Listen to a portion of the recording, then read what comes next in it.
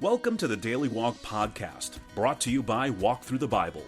The Daily Walk Podcast is a daily devotional that will guide you on a life-changing journey through the Bible in 1 year. Join us every day to hear the entire Bible in a year, alongside a daily devotional thought that will help bring God's Word alive for you. Today's Daily Walk devotion comes from 2 Samuel chapters 15 through 18. Incest, murder, intrigue, rebellion.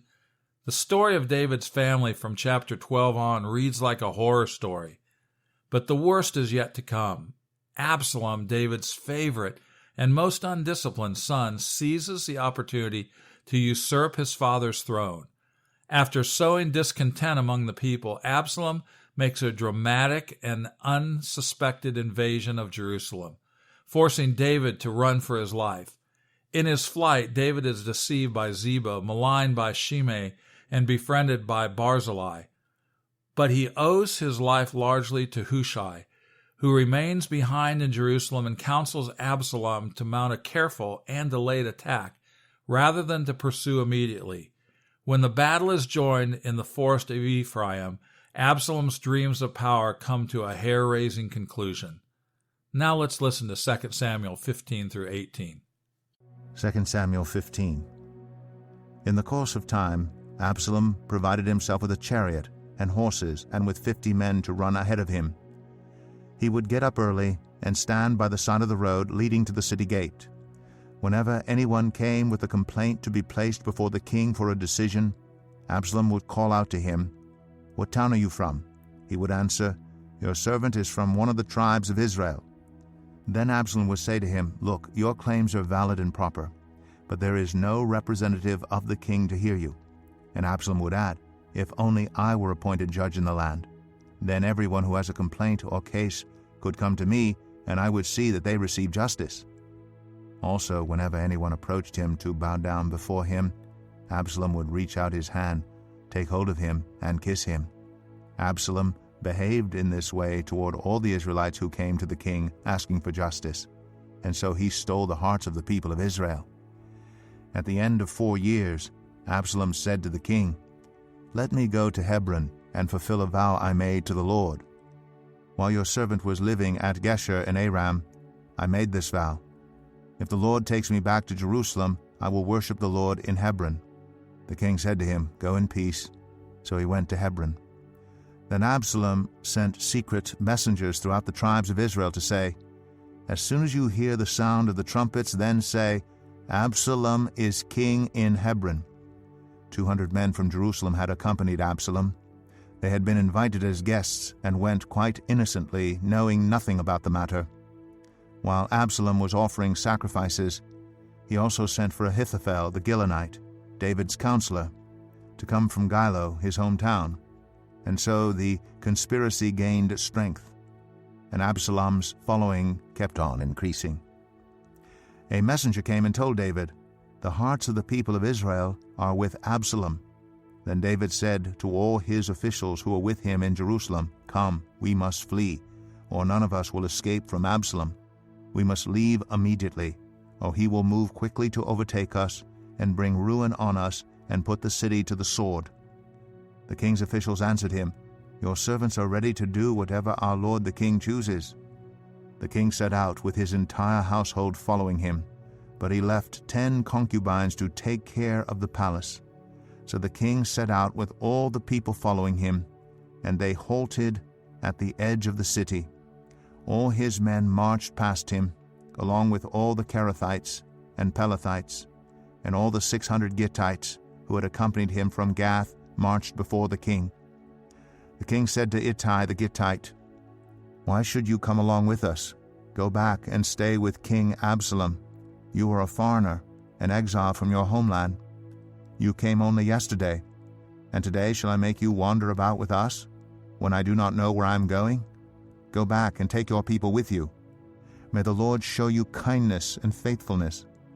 But Ittai replied to the king, "As surely as the Lord lives, and as my lord the king lives, wherever my lord the king may be, whether it means life or death, there will your servant be." David said to Ittai, "Go ahead, march on." So Ittai the Gittite marched on with all his men and the families that were with him.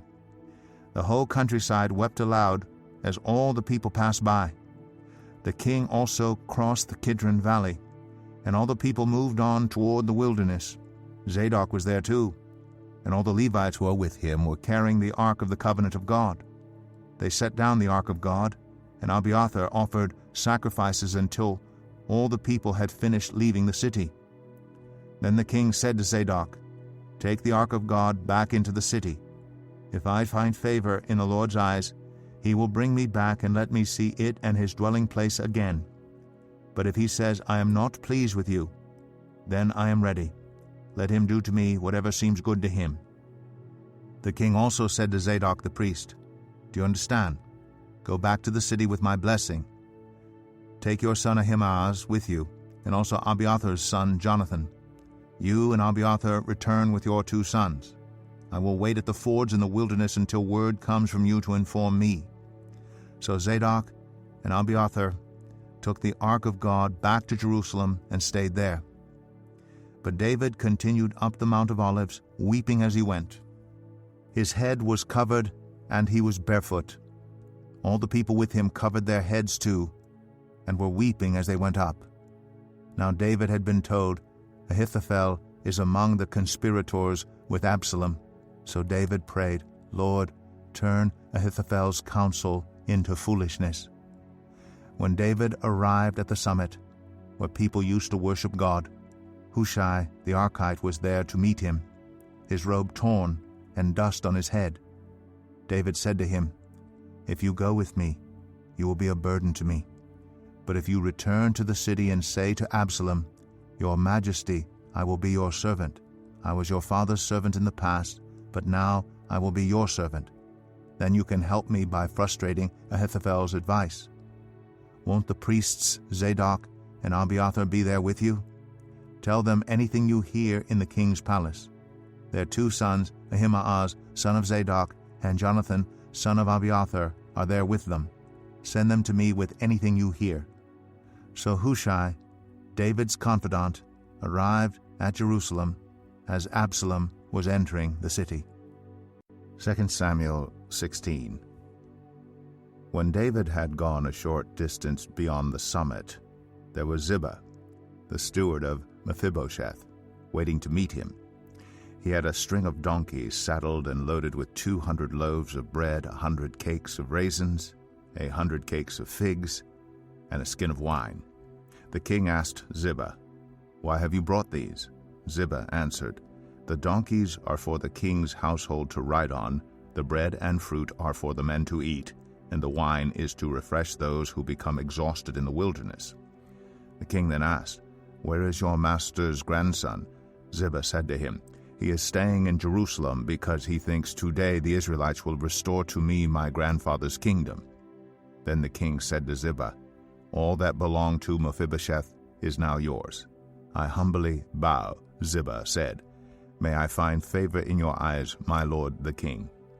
As King David approached Bahurim, a man from the same clan as Saul's family came out from there. His name was Shimei, son of Gera, and he cursed as he came out. He pelted David and all the king's officials with stones, though all the troops in the special guard were on David's right and left. As he cursed, Shimei said, get out, you murderer, you scoundrel. The Lord has repaid you for all the blood you shed in the household of Saul, in whose place you have reigned. The Lord has given the kingdom into the hands of your son Absalom. You have come to ruin because you are a murderer." Then Abishai, son of Zeruiah, said to the king, "Why should this dead dog curse my lord the king? Let me go over and cut off his head." But the king said, "What does this have to do with you, you sons of Zeruiah? If he's cursing because the Lord said to him, 'Curse David,' who can ask, 'Why do you do this?'" David then said to Abishai and all his officials, "My son, my own flesh and blood is trying to kill me. How much more, then, this Benjamite? Leave him alone, let him curse, for the Lord has told him to. It may be that the Lord will look upon my misery and restore to me his covenant blessing instead of his curse today." So David and his men continued along the road while Shimei was going along the hillside opposite him. cursing as he went, and throwing stones at him and showering him with dirt. The king and all the people with him arrived at their destination exhausted, and there he refreshed himself. Meanwhile, Absalom and all the men of Israel came to Jerusalem, and Ahithophel was with him. Then Hushai the Archite, David's confidant, went to Absalom and said to him, "Long live the king! Long live the king!" Absalom said to Hushai, "So this is the love you show your friend? If he's your friend, why didn't you go with him?" Hushai said to Absalom, "No, the one chosen by the Lord, by these people, and by all the men of Israel, his I will be, and I will remain with him. Furthermore, whom should I serve? Should I not serve the son? Just as I served your father, so I will serve you." Absalom said to Ahithophel, "Give us your advice. What should we do?" Ahithophel answered, "Sleep with your father's concubines, whom he left to take care of the palace. Then all Israel will hear that you have made yourself obnoxious to your father, and the hands of everyone with you will be more resolute." So they pitched a tent for Absalom on the roof, and he slept with his father's concubines in the sight of all Israel. Now in those days the advice Ahithophel gave was like that of one who inquires of God. That was how both David and Absalom regarded all of Ahithophel's advice. 2 Samuel 17. Ahithophel said to Absalom, "I would choose 12,000 men and set out tonight in pursuit of David. I would attack him while he is weary and weak. I would strike him with terror, and then all the people with him will flee. I would strike down only the king and bring all the people back to you. The death of the man you seek will mean the return of all. All the people will be unharmed." This plan seemed good to Absalom and to all the elders of Israel. But Absalom said, "Summon also Hushai the Archite, so we can hear what he has to say as well." When Hushai came to him, Absalom said, "Ahithophel has given this advice. Should we do what he says? If not, give us your opinion." Hushai replied to Absalom, "The advice Ahithophel has given is not good this time. You know your father and his men. They are fighters, and as fierce as a wild bear robbed of her cubs. Besides, your father is an experienced fighter. He will not spend the night with the troops. Even now he is hidden in a cave or some other place. If he should attack your troops first, whoever hears about it will say, 'There has been a slaughter among the troops who follow Absalom.' Then even the bravest soldier, whose heart is like the heart of a lion, will melt with fear. For all Israel knows that your father is a fighter, and that those with him are brave. So I advise you, let all Israel from Dan to Beersheba, as numerous as the sand on the seashore, be gathered to you, with you yourself leading them into battle. Then we will attack him wherever he may be found, and we will fall on him as dew settles on the ground. Neither he nor any of his men will be left alive. If he withdraws into a city, then all Israel will bring ropes to that city, and we will drag it down to the valley until not so much as a pebble is left." Absalom and all the men of Israel said, "The advice of Hushai the Archite is better than that of Ahithophel, for the Lord has determined to frustrate the good advice of Ahithophel in order to bring disaster on Absalom." Hushai told Zadok and Abiathar the priests, "Ahithophel has advised Absalom and the elders of Israel to do such and such, but I have advised them to do so and so.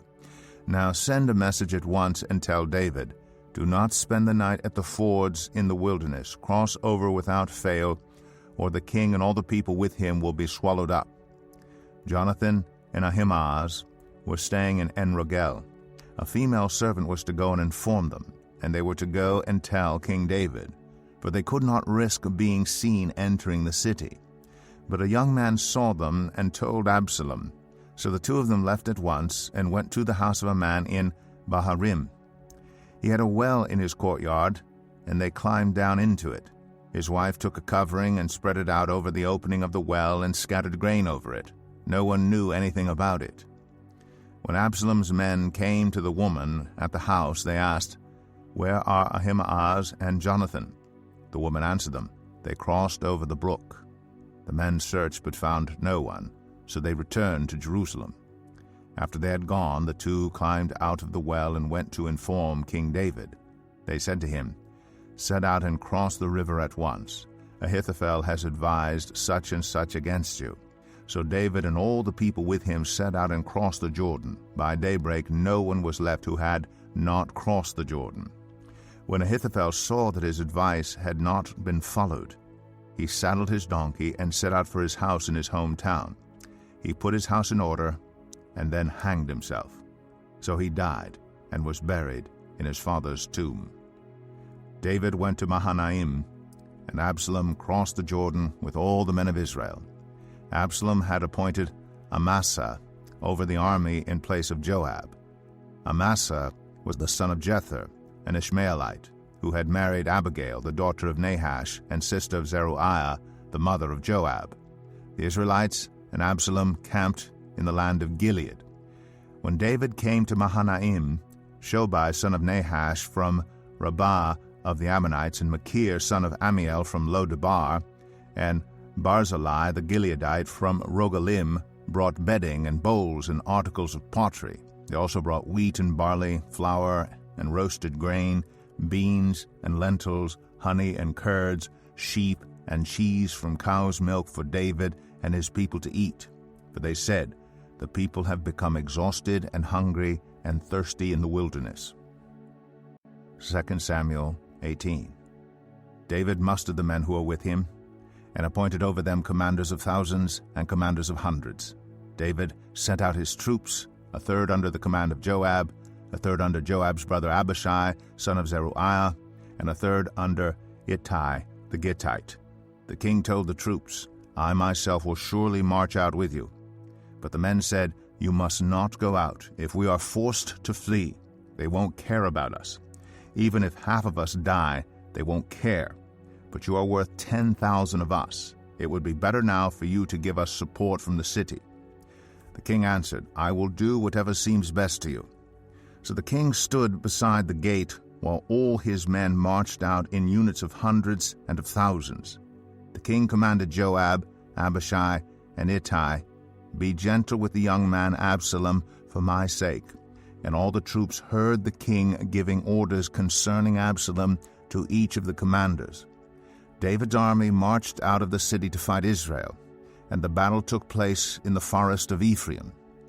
There Israel's troops were routed by David's men, and the casualties that day were great, 20,000 men.